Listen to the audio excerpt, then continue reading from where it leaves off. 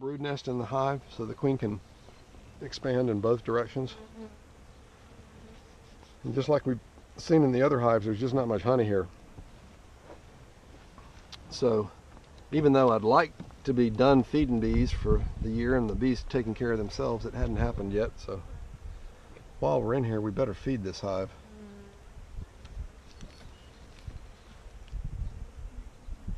We'll quickly inspect it and make sure we've got some young brood. It's certainly acting like it's queen right. See how calm they are on the comb? Yeah, I've got eggs there. Now somebody was asking about a queen cell. Yeah. Okay, this is not a queen cell, but this is what queen cells look like when they start them. Okay, see that little slightly drooped looking bell-shaped thing right there? Yeah. We call that a nubbin, okay, just because that's what my great-great-grandfather called it. But anyway, if they wanted to rear a queen, if this queen was failing, okay, they might encourage her to seek out a nubbin and lay an egg in there. You know, when it became a first instar larva, they would begin to feed it royal jelly. And that causes the developmental path to switch from a worker bee to a queen. So the ovaries develop and she becomes larger. And in order to do that, though, they've got to give her a much richer diet.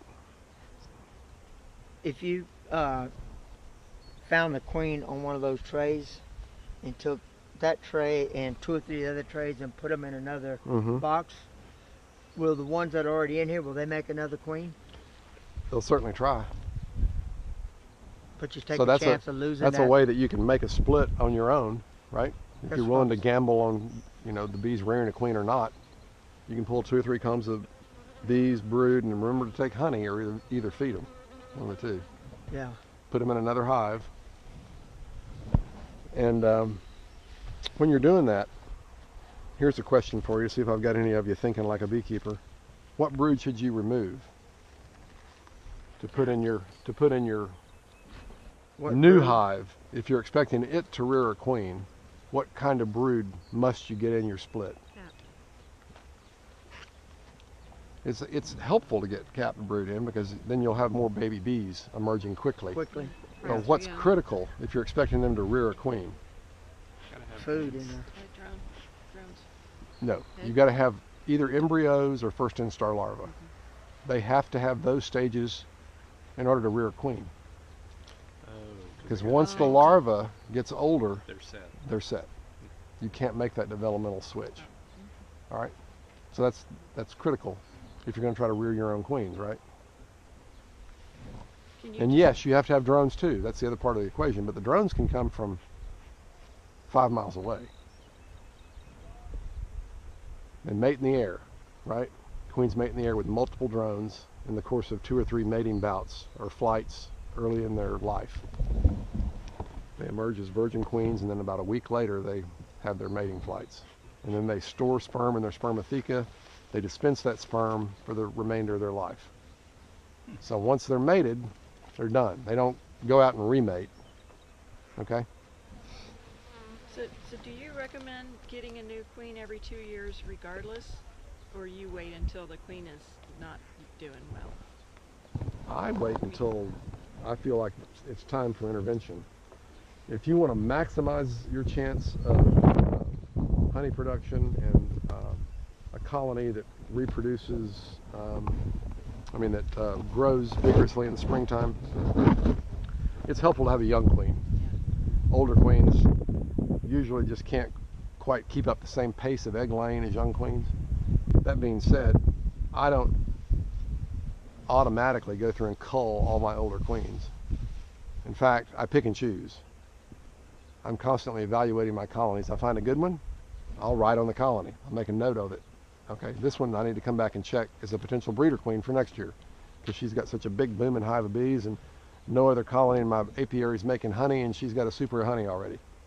Maybe she's breeding material. And then I might come back next time and go, nope, she's too mean. Can't put up with it. I don't care how much honey they're making. I don't want to deal with it. But my most important criterion is, will the colony survive and thrive without chemical intervention by me to control varroa mites. Okay, so if you buy your queens from me, or if you rear your queens from my stock, you're more likely than not going to have hives that you can not worry about varroa mites in. Okay, if you buy queens from other commercial beekeepers, you're likely to have to put chemical compounds in there to control varroa mites. Now, I'm not saying that's necessarily a bad thing, but be careful, because you can contaminate hive matrices like wax and honey and propolis if you're not careful. And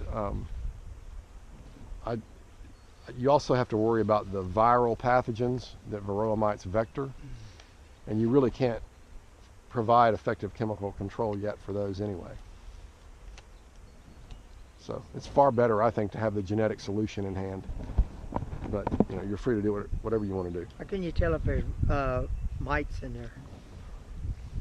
There are a couple of things that you can do. One of the easiest things to do, if you've got a big strong hive and you can afford to sacrifice about a fourth to a third of a jar the size of the feed jars that we had in that top bar hive of bees, then you can shake bees off your comb into that jar, and you can spray ether, starting fluid inside of it, shake it up.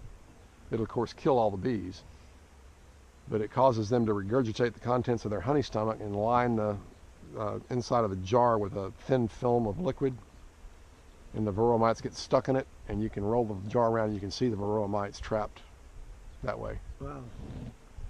And you can gauge your varroa mite population that way. Or if you don't like that idea, then you can build yourself a little screen for the bottom of your hive, and you can take butcher paper and you can spray PAM on it,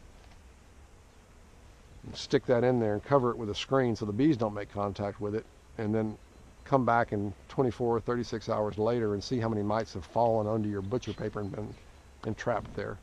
And that'll allow you to keep an idea of what's going on with your varroa mite population. But you'll discover that that becomes an increasingly tedious exercise, and particularly if you're trying to manage it on a commercial scale. Most commercial beekeepers, if they're on the chemical treadmill, will just go in and treat every so often without really even evaluating what their mite populations are. And I just regard it as a great comfort that I have plenty of stuff to worry about, but one of the things I don't have to worry about anymore is varroa mites. Why is it that the bees, the way that you introduce them, or the way you get the bees, what keeps them from having mites? I mean, what they're just different. Okay, they kill the mites, they groom each other. They groom the mites off one another. They chew them. Okay. They have a slightly shorter developmental cycle, so it gives less time for the mites to develop. They sense when pupa are heavily infested with varroa mites, and they uncap that pupa, and they haul the pupa and the immature mites out of the hive. Cool. And maybe even more importantly, they mount a slightly different immunological response to the viral pathogens that varroa mites transmit. Varroa mites transmit lots of pathogens, including deformed wing virus. We haven't seen any deformed wing bees, but that's another way to keep an eye on your varroa mite population. If you see lots of deformed wing bees in your colony, chances are you may have a varroa mite problem. You certainly have a deformed wing virus problem. And anyway, my bees somehow, they produce a different set of biopeptides in response to deformed wing virus than most bees do. So they're just genetically different, okay? And how did we get there? Well, we sacrificed thousands and thousands of colonies back in the early 90s trying to find those precious few who were naturally endowed with whatever it was that was going to allow them to survive. And it took a long time to reach critical mass and build a population that had that trait, if you will. But now we've got it, and hopefully we won't lose it, because I like having it. All right, so we've got some more feed over there, and this colony needs feed. In fact, it looks like I better go around and feed all these hives out here today. And you see what the bees did with this last year when it was filled with syrup? Look down in there. Yeah, they put a comb in there. Oh, wow. And why did I do what I just did? Why did I move all the combs over by one? Anybody want to take a guess? I tried to center up the brood nest. The brood nest was cheated off to one side, and I'm trying to even it up so the queen can expand in both directions. It'll enable the colony to grow faster. You want that wire so you don't drop dead ones in there? It doesn't No, matter. they'll haul them out. Yeah, I know. I've seen them. They haul them out on a little porch and they kick them off and they drop right straight down in front of them. I mean, I could do that if I wanted to, but No, I'm actually some of the ones that are in there are still alive, and they will, because they've got that wax in there and the other bees, They'll put a they'll couple little sticks in there. that wax is actually, yeah, we can do that. The wax is actually really good, so I'm glad of that. But we can put some bark and such in there as well. Get that little one right there in I front of you. notice all yours have those types of feeders. Do Take it you off. like those Maybe more too than long. the top feeder? I may have. It's just an easier way to do it. You can get more feed to the colony at one time. You don't have to come back as often. And if you've got varmints around, you know, you don't have to worry about the possums or the skunks or the raccoons coming and knocking your top feeder off and taking your syrup. Do you ever have to clean it out? The feeder? Yeah. Yeah, sure.